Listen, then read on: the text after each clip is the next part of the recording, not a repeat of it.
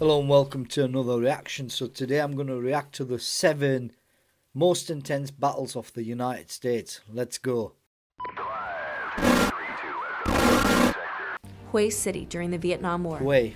The North Vietnamese captured the venerated capital city of Hue as part of the Tet Offensive, a coordinated series of attacks on over 100 American and South Vietnamese positions countrywide.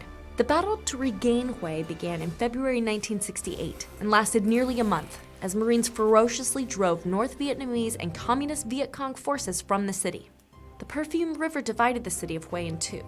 To the north was the Citadel, a 3-square-mile fortress surrounded by walls 30 feet high and up to 40 feet thick, with a moat on 3 sides and the river on the 4th. To the south, the smaller and more modern section of Hue was connected to the Citadel by a bridge. U.S. Marines and soldiers were tasked with clearing out the entrenched enemy in the southern portion of the city, while the Army of the Republic of Vietnam, or ARVN, would clear out the northern portion and the Citadel. Untrained for urban combat, U.S. battalions had to come up with tactics and techniques on the spot, while facing a brutal enemy. The process was methodical, time-consuming, and casualty-heavy. They went from house to house and room to room to gain ground. Speed, surprise, and shock were essential to achieve victory. After clearing the south side, U.S. battalions broke into the Citadel from the bridge to assist ARVN troops. Finally, on February 24th, the South Vietnamese flag flew over the Citadel. On March 2nd, the longest sustained infantry battle the war had seen to that point was officially declared over. Casualties were high on both sides. The U.S. suffered 216 dead, 1,364 wounded. South Vietnamese losses totaled 384 dead, with 1,830 wounded. And thousands of civilians were caught in the crossfire or murdered. The North Vietnamese casualties included 5,000 dead and countless more wounded. Virtually all of Hue was destroyed, leaving roughly 100,000 homeless. While technically a win for the US and South Vietnamese, the news coverage of the event shocked the American population and broke their faith in the war. US troops would not experience that intensity of urban fighting again for another 36 years, until the Second Battle of Fallujah, which is number 6 on our list. So back in the day, they weren't really trained in CQB. The Second Battle of Fallujah was the bloodiest battle American troops fought in the entire Iraq conflict. And the Battle for Fallujah, a lot of people know about this battle. It was a very bloody battle for the Americans. I've watched a lot of programs about it. I've listened to a lot of soldiers' stories about it, and it's grim. The deadliest battle for the Marine Corps since Hue City in 1968. From November through December 2004, a joint American, British, and Iraqi government offensive fought to clear the insurgents from their Anbar province stronghold. An estimated 4,000 enemy combatants were in the city when the fighting began. It's even suspected that Al-Qaeda terrorist Abu Musab al-Zarqawi held his headquarters there. They fortified their defenses before the attack, preparing spider holes, traps, and concealed IEDs throughout the town. They created propane bombs hidden in buildings, cut off access to escape routes and roofs, and designed fields of fire where they believed coalition forces would maneuver. Nearly 70% of the civilian population fled the city, reducing civilian casualties and allowing coalition forces to launch their assault. Army, Marine, and Iraqi forces attacked with an air barrage, followed by an insertion of Marines and Navy Seabees, who bulldozed obstacles. The worst of the fighting continued for the first week, but insurgents resisted throughout the 6-week campaign. By the end of December, 82 U.S. troops were killed, with another 600 wounded. British and Iraqi forces sustained 12 killed, with another 53 wounded. Over 2,000 insurgents were killed, while another 1,200 were captured. Keeping with post-9/11, let's talk about Afghanistan. Battle of Sangin. Specifically, number 5 on our list, the Battle of Sangin. The Battle of Sangin was one of the deadliest campaigns in Operation Enduring Freedom. The Sangin River Valley was a Taliban stronghold and was considered the center of opium production. In 2010, United States Marines replaced the British forces in Sangin and initiated a deadly campaign to clear out the insurgent presence in the region. The counterinsurgency lasted for 4 years, and during this time, Marines sustained casualties at some of the highest rates seen during the 17-year conflict in Afghanistan. IEDs peppered the landscape, killing or maiming hundreds. During the height of the fighting, there was daily contact with the enemy just meters outside Allied FOBs. In October 2010, 3rd Battalion 5th Marines began a 7-month tour that would kill dozens of them in action and injure hundreds more, with at least 34 of them becoming single, double, or triple amputees. But the Dark Horse Marines made progress, extending their security perimeter and clearing Highway 611, which allowed for the transportation and operation of future units. By 2012, Sangin was transformed from a battlefield into a thriving rural town, but the price was over 100 British and American lives lost and hundreds more wounded. That's a lot The of Taliban lives. never fully released their hold on Sangin, and today the area remains in contention. Number 4 on our list is the only air-to-air fight we'll cover. It's decidedly less deadly than any other battle here, but the tactics and implications merit a discussion.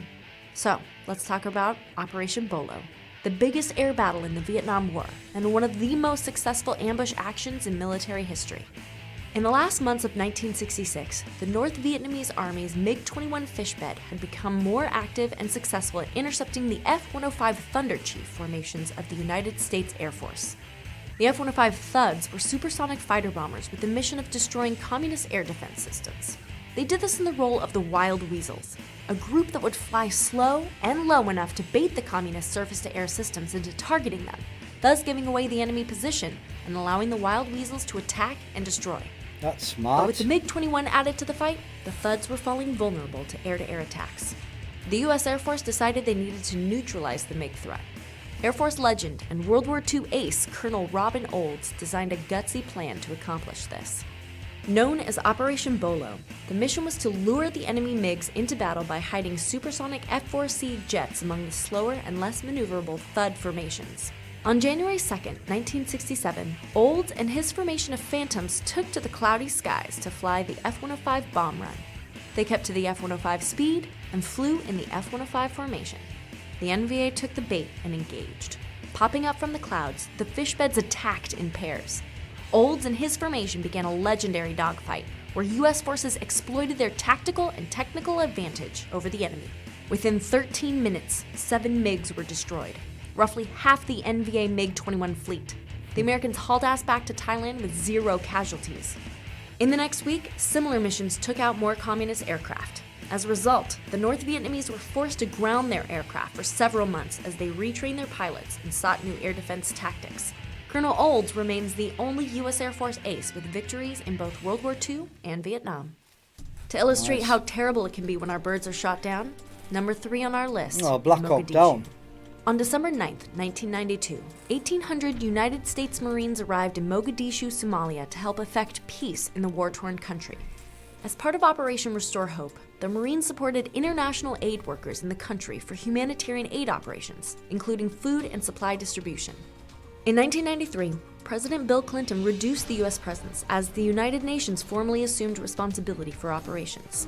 In June, however, Pakistani UN peacekeepers were ambushed by militias loyal to Somali warlord General Mohammed Farah Aidid, and 24 UN soldiers from Pakistan were killed. In response, the UN authorized the arrest of Aidid, and President Clinton dispatched 160 Army Rangers and Delta Force operators on a mission to capture the warlord and other leaders of his militia. The operation went disastrously wrong. The first Black Hawk was struck by an RPG, killing the pilot and co-pilot in the crash, and injuring 5 more passengers, including one who would die later from his wounds. A rescue mission retrieved the rest of the survivors, but then the second Black Hawk was struck, killing 3 in the crash. Pilot Mike Durant survived, but his back and leg were broken, and he was taken prisoner. 2 Delta Force operators, Gary Gordon and Randy Shugart, were killed attempting to rescue Durant, who was held prisoner for 11 days until his release was secured through diplomatic negotiations. Gordon and Shugart would be posthumously awarded the Medal of Honor for their actions. President Bill Clinton immediately ordered the withdrawal of American troops from Somalia, and other UN countries followed suit, leaving the region unstable and without a functioning government. And it's still unstable right now and a breeding ground for terrorists. Moving on, let's talk about World War II, a conflict where military fatalities were estimated between 50 and 80 million. Number 2 on our list is Iwo Jima. In the final stretch of World War II, the Iwo Allies Jima. sought to gain control of Only thing I really know about this place is when I watched the box set called The Pacific. Looked pretty grim. strategic islands in the Pacific. Iwo Jima was a barren Pacific island located roughly 660 miles from Japan, making it an ideal forward-deployed location for the Allies and Axis powers alike.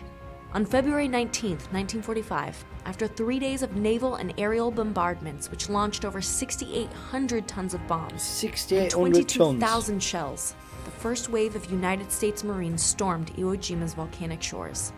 Over 21,000 Japanese were there to greet them, heavily entrenched in a complex network of underground tunnels and artillery positions.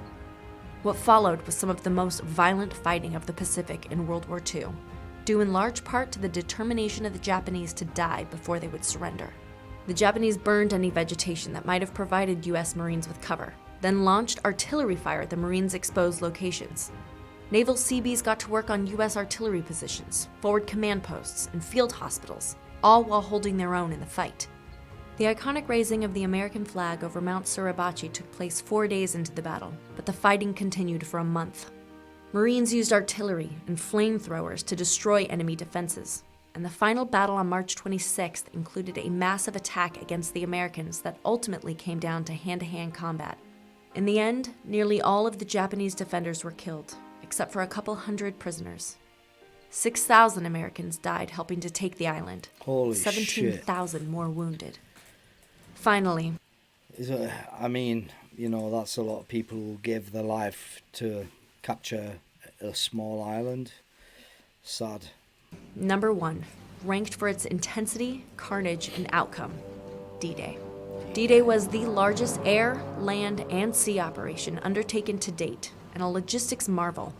One of the most important battles in World War II, it turned the tide of the conflict in the Allies' favor and eventually led to their victory in Europe.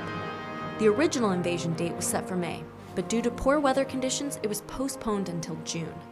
Despite the continued poor weather, Supreme Commander of the Allied Forces General Eisenhower gave the order to attack. D-Day would commence on June 6, 1944. On Eisenhower's orders, roughly 176,000 troops embarked on their journey from England to France on 6,000 landing craft, ships, and other vessels. Just before midnight, airborne troops parachuted into occupied France, surprising the Germans. Air and naval bombardments were underway to weaken the German defenses before the main invasion began. At 6:30 a.m., land insertion struck across 5 sectors in a 60-mile coastal stretch of Normandy. British and Canadian troops overcame light opposition to capture Gold, Juno, and Sword beaches, as did the Americans at Utah. But the American GIs at Omaha faced a tough fight. The aerial and naval bombardment had done little to diminish the heavily fortified German defenses, both on the shore and on the cliffs above the beaches. Allied amphibious tanks were launched too far from shore, and only 2 out of the 29 made it to the beach. Bloody hell. Many soldiers drowned in the waves, dragged down by the weight of their rucksacks, and many more were mowed down by the constant German fire. Small groups of Americans managed to make it across the beach and traverse up the cliffs. Allied casualties on June 6th have been estimated at 10,000 killed, wounded, and missing in action, consisting of 6,600 Americans, 2,700 British, and 946 Canadians. By the end of the day, 155,000 Allied troops successfully stormed and held Normandy's beaches.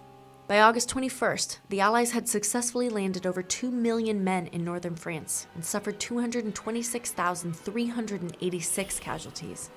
German losses included over 240,000 casualties and 200,000 captured. Between 13,000 and 20,000 French civilians died, and many more were seriously wounded. The success of the invasion was the beginning of the end of the war in Europe. It forced the Germans to fight a 2-front war with the Soviets on the east, and U.S., British, and Canadian forces on the west. The Nazi Third Reich would fall the following May. Definitely changed the tide of the war, without a doubt, at D-Day. Obviously, Germany fighting, you know, again on 2 fronts, east and west. It definitely changed the war, as I just said. Guys, let me know what you think about this video.